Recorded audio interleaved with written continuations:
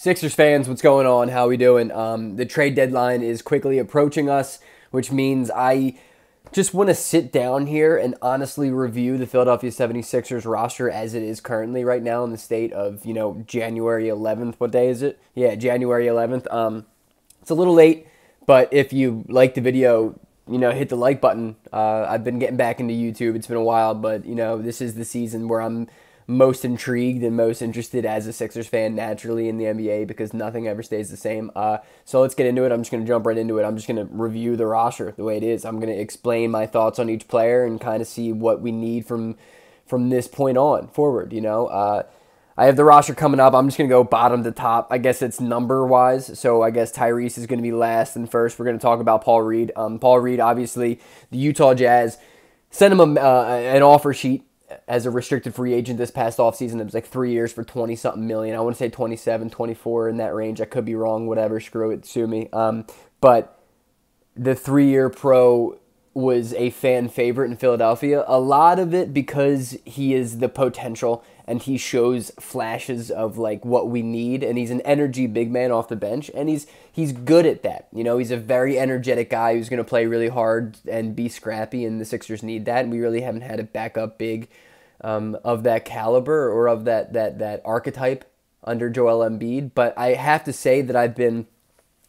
very unimpressed by Paul Reed's performances this year. He's putting up 6 points a game on 5 rebounds, less than a block a game, about an assist a game, and I just don't think he's a great player, and I don't think he's going to get much better. I think he does what he comes out to do every night, but every single game, dude, will have at least one or two boneheaded plays where I'm like, what made you think that the play there should have stopped and we gave you an isolation? I mean, that hook shot he took yesterday when we're down 2 with 5 minutes left in the fourth quarter, triple covered. I'm like, bro, there's like 7 seconds left on the clock. You could do anything about anything other than what you did. So maybe let's not just hoist some hero ball shot. The ball goes in sometimes with him, and it's almost once or twice a game where he makes a bucket, and I'm just screaming, no, no, no, no, no, no, no. All right, nice, good shot, Paul. And I just don't trust the player like that. And like, I get it, he is what he is, but I don't think he's going to get much better. And I think a lot of Sixers fans have started to turn on him a little bit, and I understand why. But I just don't think that the role can be too big for Paul Reed. We need to find probably a more solid backup 5, one that can really get there and rebound. More of an Andre Drummond type. I do think Drummond was obviously the best backup big we had in the Embiid era, and a guy like that who can just continue to bruise and push the defenders. Like, there will never be a break. Like, Embiid is the strongest guy in the league. One of them, if not, the strongest. And when you take him out and put Drummond in, and a guy that's just a physical dude that can just fight for rebounds, the Sixers are going to win most rebound battles every single night, and they're just going to be a better team. I need to go quicker through this, by the way, because I'm 3.5 minutes deep, and I'm a player in. Let's get off. I guess I can do Kenny Lofton Jr. He sucks. I think it's funny how many Sixers fans were like, yo, this dude's about to be the man. No, dude, he blows. He's the most unserious NBA player on the team. He's not an NBA player. He's not an NBA caliber player. He should not be getting minutes in Philadelphia. He shouldn't really be getting minutes anywhere outside of like Chicago. I don't know why I said Chicago. Detroit. Probably Chicago and maybe like San Antonio. I don't know. I just don't think the Bulls are a good team. That's beside the point. Ricky Council. I like Ricky Council a lot more than Kenny Lofton. I think that there is a role for him eventually down the line. It's obviously not this year, and I would not be afraid to move on from him. He's a two-way guy, though, so it's whatever. He is what he is. I think continue giving him reps in the G League, and he's going to continue to give you, mid-20s, mid to late 20 points a game, and he's just a good player. I think he's a good bucket getter. He's been getting a lot better, and that's the same thought I have for Terquavion Smith, who I like. He's a very similar player to Tyrese Maxey. He's a little bit taller, but he weighs like 15 pounds. He just needs to bulk up. He needs to get stronger. He needs to get tougher. But he's a bucket getter, and he's a good shooter, and he's not afraid to put the shots up. Let's get out of those dudes. Let's get, I guess, end of the bench rotation-wise. Furkan Korkmaz, you guys know what I think of him. He should not be in the NBA, he probably shouldn't even be allowed to play in the United States of America. He's arguably the worst player I've ever seen, and he's my least favorite athlete across sports in the history of mankind. And that includes Ben Simmons, and that shows you how much I despise Furkan. I think he is a waste of a human being in the sports world. He may be a great dude. You know what? Screw it, dude. In my fantasy world that I live in, Furkan Korkmaz is the worst human being to ever walk on the face of the earth. So let's get him out and make sure he never plays a game of basketball again. We can talk Mo Bamba. I think Mo Bamba is a very above average three-point shooter. He's a good shooter, but god damn, he can't do anything else. He is not a good defender, and he can't rebound to save his life. Dude, Mo Bamba is a 7-foot, 230-pound guy trapped in a shooting guard mentality. And I'm just like, man, you know, you could be a center too. Like, it's cool you make threes, but like, if you were any bit smarter of an NBA player, you would be the backup five by now. I just like, he's so frustrating because he can come in and hit 3 threes in a row, and it's just like, wow, Mo Bamba just gave us 11 quick points off the bench in 3 minutes. But then you realize, wow, why are we still only up by 2 points? Oh, because Mo Bamba's guys scored the last 14 on us. So it's like, he just drives me crazy. He can't rebound for shit, which is a mind-boggling thing that he's 7 feet tall and he just cannot grab a rebound. But whatever. KJ Martin, yeah. You know, he is what he is. He's an athletic guy. He's like a versatile guard forward combo dude. I don't really know what position he should be playing. He's like 6'6", 6'7". I don't know. He's just a rim-running, undersized forward in a sense, but he can't really shoot or dribble, so that's just not going to get you on the court much. But I like him. I really like KJ Martin. I like his dad a lot, so I'm rooting for him. I want him to be a part of the Sixers in the future. I just don't think, obviously, that's going to be this year or anything similar to that. Daniel House Jr. The thing with Daniel is that he's a good ball player. You know, he's reliable. You know what you're going to get with him on the court. I think he's probably the guy on his way out in a trade. If the Sixers are making a deal, I would imagine the guys you got to think about are Robert Covington, Daniel House, Marcus Morris, guys like that. They're more expendable one-year deals that aren't really super solidified in the lineup. I think Marcus Morris a little bit more so than the others.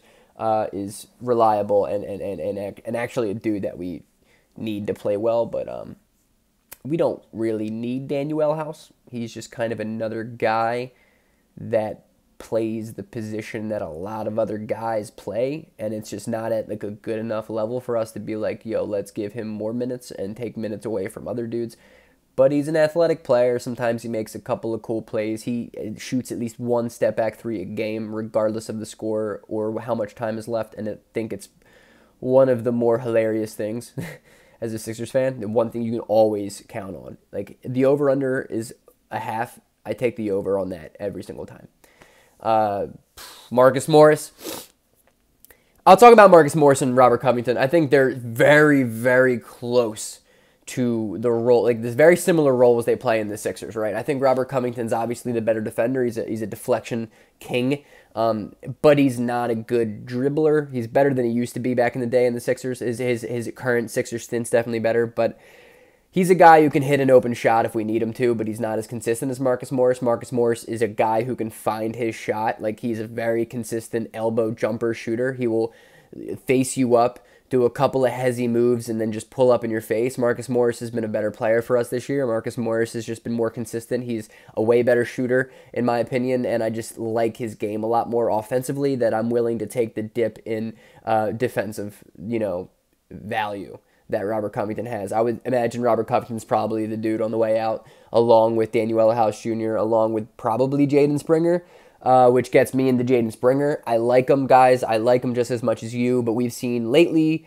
that he's just not a guy that you can genuinely give minutes to in the second half of an important basketball game. Not anything bad to him. I'm not knocking him. I think he's awesome, and I think he's developed a lot over this course of a year in the Sixers, and he hasn't been given an opportunity really to really develop, so I am proud to see how much he's developed despite the small sample size. He's an unreal athlete. I would probably argue he's the best athlete on the team outside of Embiid, but dude, he is just a freak of nature. I've never seen somebody two-hand swat a layup like once a game, and he blocks it at the shot clock. And he's like, what? How tall is my guy Jaden? 6'4". All right, so I mean, 21 years old, but he gets up. You know, he just needs to learn how to shoot. He can't shoot at all, and he just needs to learn how to just be a better, more reliable offensive player. There's a lot of things that go into that, but it's going to be a journey for him, and I just don't think he's going to be there yet. And I don't really think it's on the Sixers' time frame. I think the Sixers are going to move on from him because he's shown enough that, like, oh, maybe we can make this guy good in Detroit because we're not playing anybody else except the 48 guards we have. But I think he could go elsewhere and be a solid NBA player. I think he could be a solid rotational piece in 5, 6, 7 years. And I don't mean only in 5 years. I just mean in, like, he's going to be in the NBA for a while. He's not going to be a dude that's just going to be bouncing out of the league. I wouldn't imagine. I think he's a pretty solid player. I'm not really saying much about him. I just rambled about nothing. Nico Batum. Dude, he's my guy. He's the first Sixers player in the last 7 years that have been able to throw a goddamn inbound pass to freaking Joel Embiid. Like, dude, all it took was one guy who could speak French. Has Joel been out there trying to be like, yo, bonjour, guys, can you throw me an outlet pass? And everyone else is like, me no hables français, dude, I don't know what I'm saying. But then Nico comes in like, oh, oui, monsieur, here's the la inbound passo. I don't know, dude. Why does it take 6 years for us to find a guy that can make an inbound pass? I don't know. But I love Nico Batum because he's the man. I also love that now all of a sudden he's going by Nico. Okay, dude, you've been in the league for like 10 years and all of a sudden, 15 years. Nicholas Batum has been in the NBA for 15 years, dude. That's insane. Nico Batum has been in the NBA for longer than so many Sixers fans on Twitter have even been alive. That's unreal, bro. It goes LeBron and then Nico Batum for the two greatest players of all time.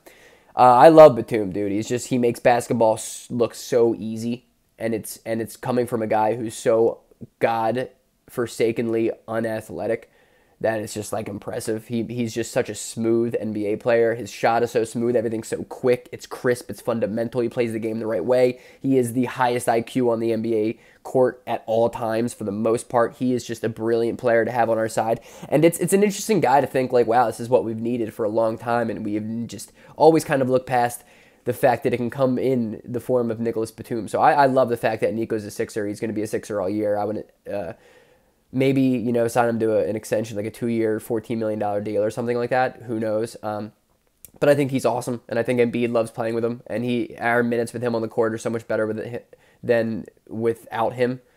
Nico's the man. Nico's here to stay. Pat Bev, another dude. I mean, Sixers fans know this better than anybody. We've been freaking trying to get him to be a Sixer for the last 4 years now. He perfectly depicts and epitomizes the city of Philadelphia and the grittiness and just the dog mentality that the city has, and Bev has that in every facet of the game, bro. Like, Pat Bev's just another dude, man, that it's like, yo, he's not the most talented dude. He's never been the best player on the court. He probably not even in college when he was in Arkansas, I think. Pat Bev is just a dude who just fights and just plays so goddamn hard all the time. He really reminds me a lot of how I play, which is the most selfish and egotistical thing I've ever said on a YouTube channel because I'm comparing myself to an NBA player. Don't get me wrong, Pat Bev is better at everything than I've ever been at ever in my life. But, relative to the competition, Pat Bev is very similar to me. I probably splash it a little better than Pat Bev, you know what I mean? And I probably can get after it a little bit more, but Pat Bev is just, he just fights, dude. He's an undersized guy who just fights so hard, and Philadelphia loves it, and he's just an energy guy that the Sixers need, and it's a playoff guy that, I love. The more minutes you give to Pat Bev, the worse off the team probably is, but that's no disrespect to Pat Bev. It's just that's not what is good for a winning formula, But Pat Bev is a guy who you absolutely need on your team to bring in and just fight and claw you back into a game. It's like a 7-point deficit, and late third, you bring in Pat Bev, and he just gets two dudes to get a technical foul on him, and he just gets punched twice, hits a couple of free throws, maybe splashes a three, does some ridiculous celebration, and all of a sudden the Sixers are up 1 heading into the fourth. That's Pat Bev, and I love that man to death. Who have I not talked about yet? Is it just the big five, I guess? I guess so. DeAnthony Melton. I know a lot of people at Romp don't like DeAnthony Melton. They think he's overrated. They think that he does not bring much to the team and that we're better off without him. I disagree. I think DeAnthony Melton is a very good player. I think he's very good at what he does. It just depends on how much we give him. We need to, have a tighter leash on him at times. I think that he's a shot chucker, but dude, we need that. Like, I really hate to say it. We need a guy who's not afraid to put up a shot because it moves the basketball. He's a very good on-ball defender. He's a good defender in general. He's a pretty good off-ball defender. He gets deflections. Like, sure, he gets beat and he's undersized, compared to most dudes. He's only 6'2", 6'3", but he's another guy who plays really hard, and he's better than people have ever thought he would be, and he's continued to improve, and he's turned into a really good shooter. He's very consistent for us in the Sixers. He's like a 38% shooter, and I'm all on board for DeAnthony Melton. Continue giving him minutes. Obviously, I don't think he's a starter, but, where we're at right now with the roster construction, yeah, I would probably start him. Kelly Oubre has been the best and freshest breath of air.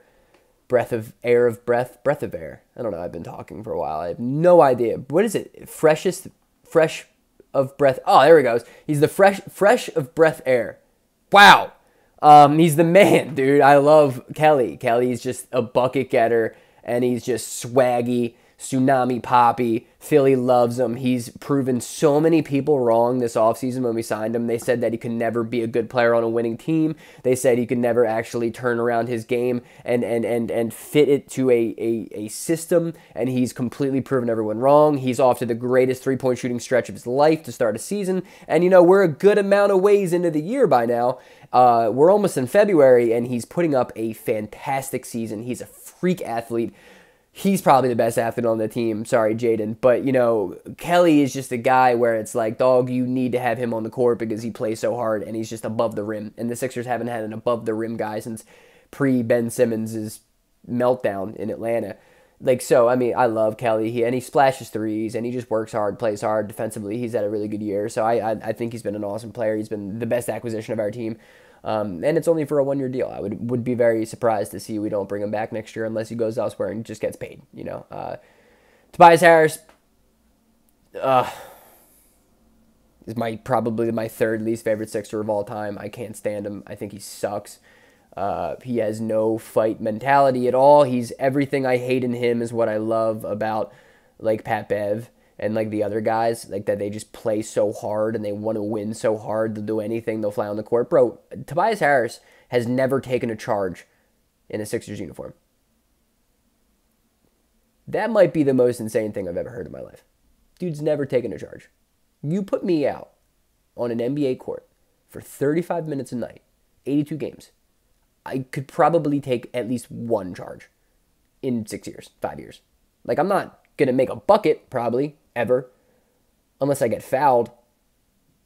And even then, I still probably will miss a free throw. I'll get a point a year, but I'm taking a charge, dude, right? I'm going to at least try to take a charge because I know I'm not going to block him. And Tobias Harris, I don't think I've ever seen that guy block anyone in my life outside of 2 games in a row where he blocked a three-point shooter. Tobias Harris sucks so much, dude. He's so clunky and he's so bad. He's too small to be a power forward, but he's too slow to be a small forward, and he doesn't know how to play basketball, right? And he'll go games where he shoots the ball twice, and then he'll talk about how he's an assassin scorer to the media. The guy sucks so much, dude, and I can't stand him. I can't wait until he's gone. He's on his last year, as everybody knows. Do we get rid of him? Do we not? I don't know, but I would love to see him never play in a Sixers jersey again. It's just going to relieve so much pain off of me. There's just so much suffering that man's brought. I can't stand him. I hate him more than anything. And obviously, Tyrese Maxey and Joel Embiid are the last two. Tyrese, dude, he's the man. What can I say?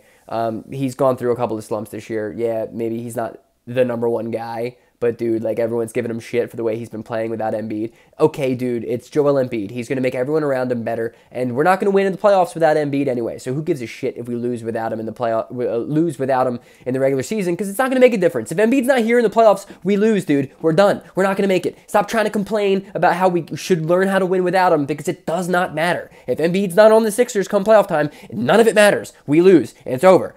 We're not going to have some crazy Nick Foles run. The NBA is not like that. We're not winning without Embiid. We can't even win with him. What makes you think we can win without him? Tyrese, I think, is still an awesome 2A guy. 1B guy maybe. I think he's elite, and obviously everything we've said. I mean, I'm not even going to get into how much I love Tyrese. I just think he's the man. He is so much fun too. And Embiid obviously is the best player in the world right now. He's putting up the greatest season I've ever seen. It's a shame that it's been sidetracked right now with injuries, but I mean, still, dude, Embiid's the man.